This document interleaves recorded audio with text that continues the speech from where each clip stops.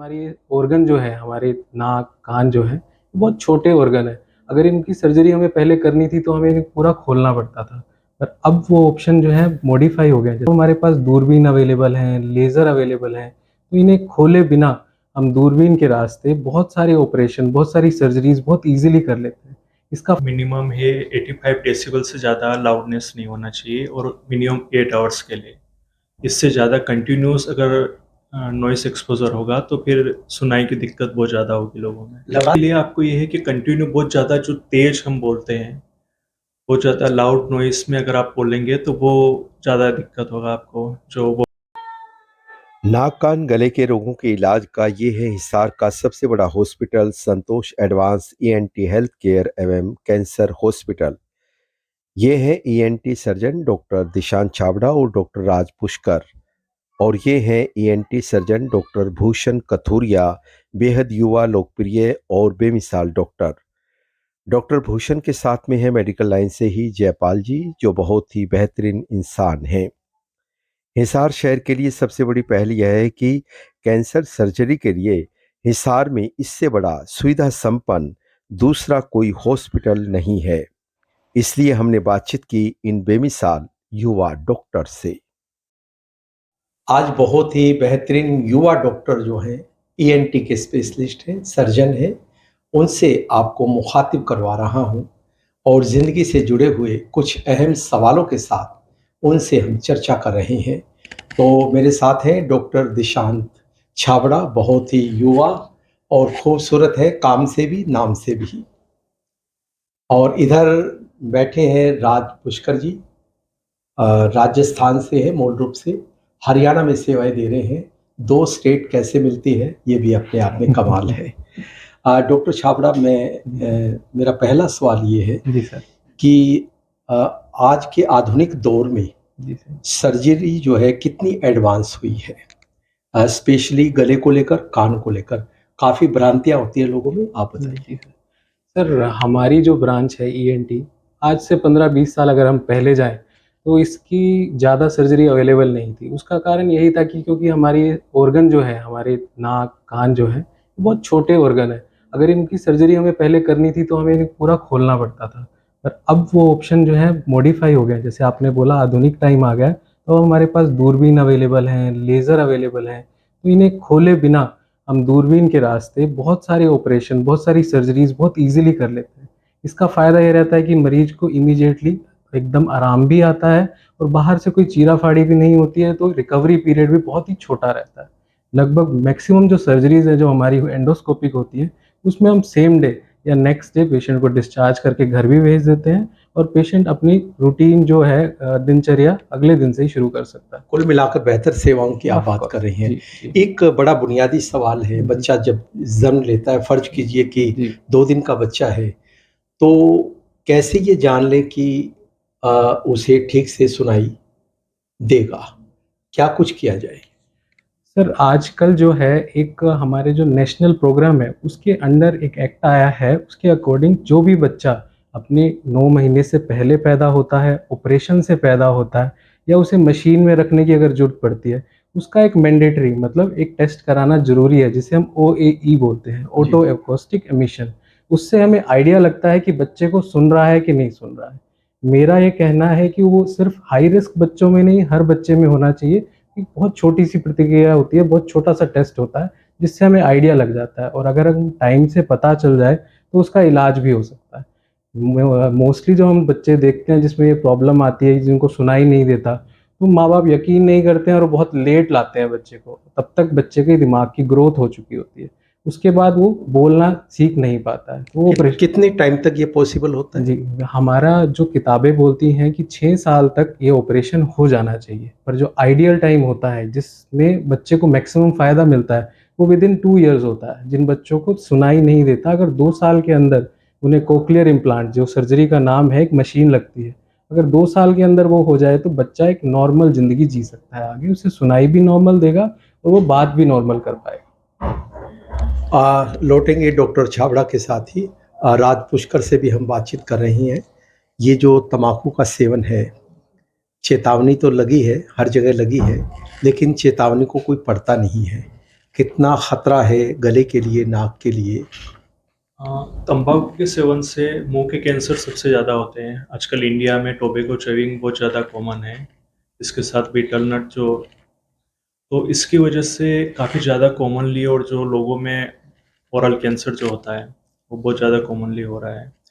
और उसका यही है कि हमें बचाव करने का एक तरीका है कि लोगों में जागरूकता आए और कैंसर के लिए जो अवेयरनेस है, बिना उस अवेयरनेस के पॉसिबल नहीं है सब चीज़ें।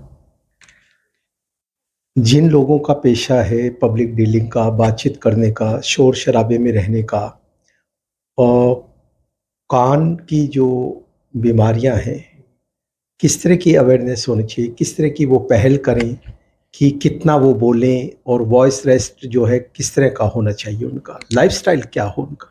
जैसे कि आजकल जहाँ पे भी लाउड नॉइज़ होता है, चाहे कोई फैक्ट्रीज़ है, कोई भी वर्क प्लेस है, तो जो रिकमेंडेड गाइडलाइन है वो मिनिमम है 85 डेसिबल से ज़्यादा लाउडनेस नहीं होना चाहिए और मिनिमम 8 आवर्स के लिए। इससे ज़्यादा कंटिन्यूअस अगर नॉइज़ एक्सपोज़र होगा तो फिर सुनाई की दिक्कत बहुत ज़्यादा होगी लोगों में। लगातार कितनी देर बोल सकता है एक आदमी? नहीं, सुनने के लिए जो मैक्सिमम जो लाउडनेस होना चाहिए किसी व्यक्ति का 85 डेसिबल से के लेवल से वो मिनिमम 8 आवर्स होना चाहिए कंटिन्यू। मेरा सवाल आवाज़ को रेस्ट देने से था कि एक आदमी जो शिक्षक है, प्रोफ़ेसर है, या कोई पब्लिक डीलिंग से जुड़ा हुआ है, कितनी देर लगातार बोल सकता है, मेडिकल के हिसाब से? उसके लिए आपको ये है कि कंटिन्यू बहुत ज़्यादा जो तेज़ हम बोलते हैं, बहुत ज़्यादा लाउड नॉइज़ में अगर आप बोलेंगे तो वो ज़्यादा दिक्कत होगा आपको, जो वोकल नोड्यूल और वोकल जी, पॉलिप्स और जो जी, बनता है उसमें, जी। उसके लिए आपको थोड़ा-सा वॉइस जिसका भी प्रोफ़ेशन ऐसा है, जो टीचर है, हॉकर्स है, सिंगर्स है, उनके लिए थोड़ा-सा कंटिन्यू बहुत ज़्यादा लंबे समय तक जो है, उसको थोड़ा-सा रेस्ट देना चाहिए बीच में, थोड़ा-थोड़ा। डॉक्टर छाबड़ा, एक बुनियादी सर। सवाल ये है कि जी लोग सर। मास्क लगाते हैं, जी सर। लगातार जो है कितनी देर तक लगाना चाहिए? कहीं इसके कोई साइड इफ़ेक्ट है, नुकसान है? बताइए। नहीं सर, कोई मास्क लगाने का कोई भी साइड इफ़ेक्ट नहीं है और ऐसी कोई भी रिकमेंडेशन नहीं है जो आप बोलती है कि इतनी देर मास्क लगाना चाहिए, इतना देर नहीं लगाना चाहिए। जैसे आजकल का मौसम है, सीज़न है, कुछ लोग ना एलर्जिक हैं, जो हवा में धूल है, स्मॉग है, तो मेरी रिकमेंडेशन ये रहेगी कि आजकल आप जब बाहर निकल रहे हैं, पब्लिक प्लेस में जा रहे हैं, तब तक आप मास्क लगाएँ। घर पे आप हैं तो मास्क लगाने की कोई ऐसी ज़रूरत नहीं है आपको। इसके अलावा आप घर पे एयर प्यूरीफायर्स भी यूज़ कर सकते हैं। ह्यूमिडिफ़ायर्स भी यूज़ कर सकते हैं। ह्यूमिडिफ़ायर मैं पर्सनली बहुत ज़्यादा रिकमेंड करता हूँ कि जो हमारा एरिया है, नॉर्थ इंडिया है, यहाँ पे हवा में नमी बहुत कम है, सूखी ठंड बोलते हैं इसे हम। सूखी ठंड में हमारे शरीर के जो अंदर के ऑर्गन हैं, वो सारे ड्राई हो जाते हैं, तो बॉडी उसको कोप अप करने के लिए सिक्रीशन बनाती है। वो सिक्रीशन फिर हमारे नाक से बहते हैं, हमारे गले में खराश पैदा करते हैं। अगर हम ह्यूमिडिफ़ायर घर पे यूज़ करेंगे, तो वो हवा में एक नमी बनी रहेगी, तो बॉडी के अंदर जो हम साँस ले रहे हैं, वो नमी वाली हवा अंदर जाएगी तो अंदर ड्राइनेस नहीं होगी, तो ये सारे सिम्पटम नहीं आएँगे। कईयों की आदत में शुमार है स्टीम लेना, क्या इसके भी साइड इफ़ेक्ट है? नहीं sir, steam is very good for the health. Steam बहुत हेल्प करता है। जैसे मैंने बोला ना ह्यूमिडिफ़ायर, ह्यूमिडिफ़ायर क्या है? हवा में आपको नमी पैदा कर रहा है, तो वहाँ से भी आपको नमी मिलती है अंदर, तो बहुत अच्छा है। इस सीज़न में मैं पर्सनली हर पेशेंट को रिकमेंड करता हूँ कि एटलीस्ट दिन में 1 बार भाप ज़रूर लें। उसमें कुछ भी डालने की ज़रूरत नहीं है आपको, सिर्फ़ पानी की भाप बहुत हेल्प करेगी इस सीज़न में। आज के दौर का एक बहुत ही बेहतरीन सवाल है, और ये सबके लिए है। लोग जो है कान के पास मोबाइल रखते हैं, सुनते हुँ, हैं, कितना नुकसान होता है? सर पर्सनली कान के पास मोबाइल रखने से इतना नुकसान तो रेडिएशन से भी होता है, बाकी जो लाउड नॉइज़ है उससे भी होता है। पर जो मैं एक चीज़ पे स्पेशली फ़ोकस करना चाहूँगा वो है ईयरबड्स जो यूज़ करते हैं, जी, जी। मतलब हेडफ़ोन्स जो लगाते कई हैं तो जो कान। रात-रात भर करते हैं। हाँ, उसका सर क्या है कि वो एक प्रेशर क्रिएट करता है कान के अंदर। सबसे पहले उसके थ्रू इन्फेक्शंस जाते हैं। जितनी देर आप कान में रखेंगे उससे इन्फेक्शन जाएगी। दूसरा, वो एक प्रेशर क्रिएट करता है। उसमें अगर लाउड नॉइज़ करेंगे तो उससे हमारे कान का पर्दा भी फट सकता है, छेद भी हो सकता है। प्लस हमारे जो नसें हैं, वो धीरे-धीरे कमज़ोर हो जाती हैं उससे। कुछ अपने सफ़र के बारे में बताइए, बड़े युवा हैं, अच्छा लगता है मुझे, कुछ अपने सफ़र के बारे में बताइए। सर मैंने अपना जो एमएस था ईएनटी में, अपना एक सरकारी हॉस्पिटल से हिमाचल प्रदेश से किया हुआ है। उसके बाद एक हमारे मुझे हमेशा से इच्छा थी अंदर से कैंसर वाले पेशेंट्स की सेवा करने की, तो उसके लिए मैंने टाटा मेमोरियल हॉस्पिटल है, हमारा कैंसर का सबसे बड़ा हॉस्पिटल है इंडिया का।